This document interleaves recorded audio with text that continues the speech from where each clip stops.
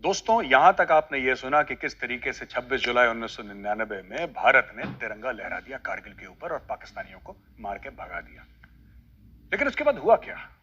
सबसे पहले नवाज शरीफ की सरकार गिरी। नवाज शरीफ ने मना कर दिया, कहता है कि मुझे पता ही नहीं है कि पाकिस्तानी फौज ने क्या करा। उसने हाथ धो लिया।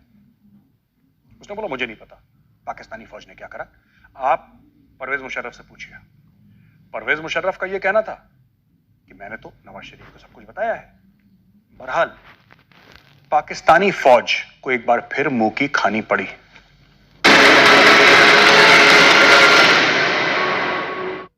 दोस्तों, यहां तक आपने यह सुना कि किस तरीके से 26 जुलाई 1999 में भारत ने तिरंगा लहरा दिया कारगिल के ऊपर और पाकिस्तानियों को मार के भगा दिया। लेकिन उसके बाद हुआ क्या?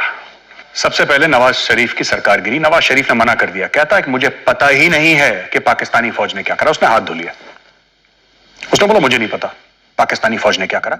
आप परवेज मुशर्रफ से पूछिए। परवेज मुशर्रफ का यह कहना था कि मैंने तो नवाज शरीफ को सब कुछ बताया है। बहरहाल पाकिस्तानी फौज को एक बार फिर मुंह की खानी पड़ी।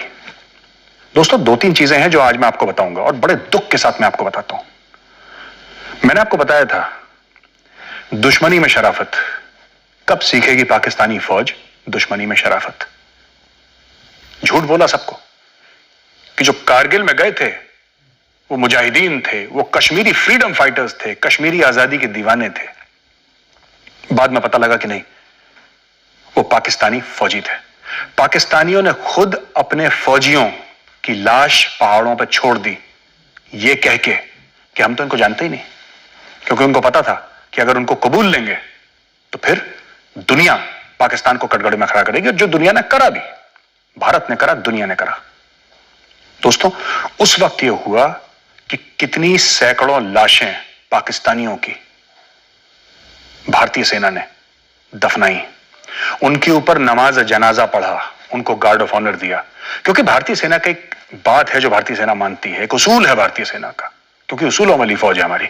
वो ये कहती है कि दुश्मनी तब तक जब तक दुश्मन जिंदा है। पाकिस्तान ये नहीं मानता। आपने सुना होगा लाइन ऑफ कंट्रोल में लड़ाई हो गई किसी भारतीय सैनिक का जो कि शहीद हो गया, वीर गति को प्राप्त हो गया, उसका सर काट के ले गए। तो सोच में बहुत फर्क है दोस्तों। कारगिल में भी यही सोच दिखाई देने को मिली। कैसे? खुद के फौजी, खुद के पाकिस्तानी फौजी मर गए और पाकिस्तान ने उनको स्वीकार नहीं करा। तो भारत ने बोला कोई बात नहीं, ये दुश्मन है, अब इसकी जान जा चुकी है, इसके साथ चाहे वो दुश्मन भी हो, इसके साथ हमारी दुश्मनी अब खत्म है। तो हम लोगों ने उनको दफनाया, इंडियन आर्मी ने दफनाया, मौलवी बुलाए, क्योंकि भारतीय सेना में मौलवी बहुत हैं। मौलवी साहब ने नमाज जनाजा पढ़ा, फातिहा पढ़ा वहां पे, और उसके बाद उनको दफनाया गया। बाद में जब पाकिस्तान को होश आया तो फिर पाकिस्तान ने कुछ लाशें कबूल करी, वापस भी ले गए। लेकिन आज की तारीख में भी कई पाकिस्तानी हैं जिनकी कब्र कारगिल में बनी हुई है।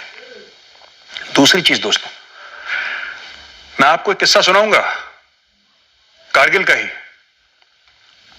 आपकी छाती चौड़ी हो जाएगी। एक खास फीचर के ऊपर एक पाकिस्तानी अफसर, नौजवान अफसर, बड़ी दिलेरी के साथ इंडिया के ऊपर अटैक कर रहा है, इंडियन आर्मी के ऊपर अटैक कर रहा है, और इंडियन आर्मी बड़ी दिलेरी के साथ उसको जवाब दे रही है। वो पाकिस्तानी अफसर अटैक करता रहा। देखिए, था दुश्मन, लेकिन इतना बड़ा दिल होना चाहिए दोस्तों कि दुश्मन की बहादुरी को भी सलाम करो। और आज मैं उस जवान अफसर की बहादुरी को सलाम करता हूं। वो अफसर लड़ता रहा, लड़ता रहा, लड़ता रहा, और अंत में वो जो अफसर था वो अपने फर्ज के लिए शहीद हो गया। जब उसकी डेड बॉडी आई तो पता लगा कि वो अफसर है, क्योंकि शुरू में पता नहीं था वो है कौन। पता लगा कि अफसर है, उसके साथ कागज वागज मिले कुछ उसकी जेब में। उसकी बहादुरी देखते हुए भारत के एक ब्रिगेडियर, जिनका नाम था ब्रिगेडियर MP.S. बाजवा, और मुझे उनसे मिलने बात करने का सौभाग्य प्राप्त हुआ जब मैं लद्दाख में था। ब्रिगेडियर बाजवा ने पाकिस्तानियों को चिट्ठी लिखी, और पाकिस्तानियों को चिट्ठी में लिखा कि ये जो अफसर है, इसने जो काम करा है, ये काम काबिल तारीफ है और काबिल एहतराम है। हम इस ऑफिसर की बहादुरी की इज्जत करते हैं। इस अफसर को अवार्ड दिया जाए, इस अफसर को बहादुरी का तमगा दिया जाए। ये चिट्ठी लिख के उन्होंने कैप्टन कर्नल शेर खान, जो कि अफसर का नाम था, कैप्टन कर्नल शेर खान, उसकी जेब में डाली।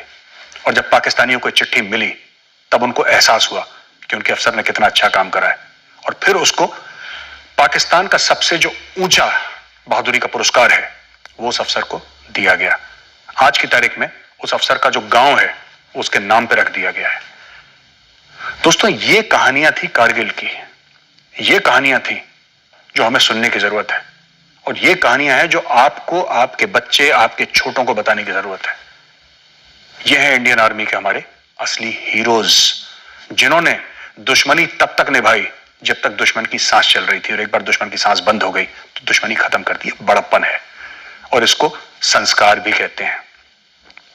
काश पाकिस्तानी फौज में ऐसे ही संस्कार होते। इंडियन आर्मी ने दुनिया को यह दिखा दिया कि हाई ऑल्टीट्यूड वॉरफेयर में महारत किसके पास है। यही सबक गलवान पे भी हमने चीनियों को सिखाया था पिछले साल, और दोस्तों यही सबक 1999 में पाकिस्तानियों को सीखने को मिला कि पर्वत की ऊंचाइयों पे लड़ने का जो एक्सपीरियंस भारतीय सेना के पास है, दुनिया में किसी भी फौज के पास हो, अमेरिकन फौज हो, चाइनीज आर्मी हो, कोई भी आर्मी हो, पाकिस्तानी फौज तो बहुत छोटी सी है, उनके पास भी उतना एक्सपीरियंस नहीं है, उतनी ताकत नहीं है जितनी इंडियन आर्मी की है। उस कारगिल की चट्टानों के ऊपर नंगी चट्टानें, ना पेड़, ना साया, ना कुछ, सिर्फ पत्थर ही पत्थर। उन चट्टानों में जहां पे पानी नहीं, कुछ भी नहीं, वहां पे लड़े अंधेरे में, कभी बैनट से, कभी राइफल से, कभी खाली हाथ से। लेकिन एक बात मैं आपको बता दूं, ये इंडियन आर्मी है दोस्तों, इस आर्मी ने इस देश को हर समय अच्छी खबर दी है। एक बार फिर आपको कारगिल विजय दिवस की बहुत बहुत शुभकामनाएं। जय हिंद।